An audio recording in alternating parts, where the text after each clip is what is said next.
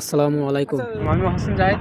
এখন একটি ভাই এখানে আছে, তার সাথে একটু কথা বলবো যে তিনি কতদিন ধরে সৌদি আরব আছেন এবং কেমন কাটাচ্ছেন এই সৌদি আরবের জীবনযাত্রা। আসুন শুরু করি। আসসালামু আলাইকুম ভাই। ওয়ালাইকুম আসসালাম। কেমন আছেন? আছি ভালো। আপনি কী কাজ করেন ভাই? কাজ করি ভাই, এই মেশনে কাজ করি।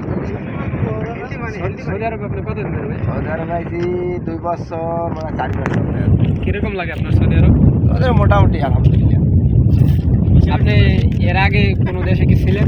ছিলাম, আগে ডুবইতে ছিলাম। দুবাইতে আপনার কীরকম লাগে? ডুবইতে ভালো, ভালো আছে।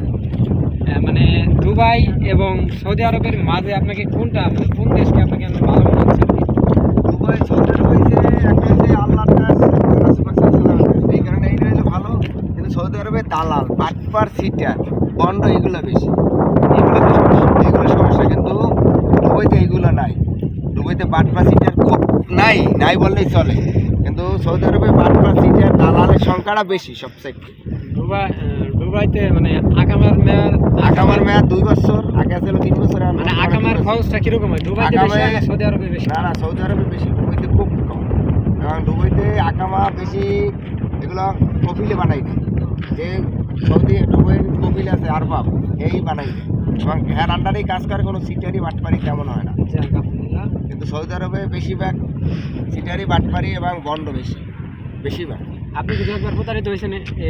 আমি প্রতারিত হই নাই, কিন্তু কাজ করে বেতন পাই না। অনেক সাপ্লাইতে কাজ করছি, এক সাপ্লাইতে মদিনে একটা বড় মার্কেটে, কিন্তু সাপ্লাইলারা বেতন দেয় না। কিন্তু এই যে কাজ করায় এগুলো বাঙালি বেতন দেয় না, বাঙালি সাপ্লাই যত আছে ছোট বড় এগুলো বাঙালি।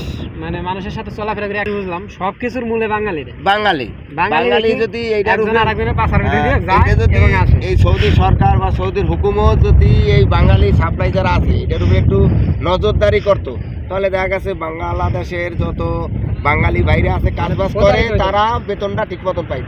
কিন্তু এরা প্রতারণা হইতো না। দেখা গেছে বাঙালি লোক আছে, কাম করার 2 মাসে 3 মাসে স্যালারি আটকাই দেয়। 1 মাসে তো দিতে করে, দেওয়ার পর আর দেয় না। টাকাটা আসে কিন্তু ওরা বাইরে দেয়।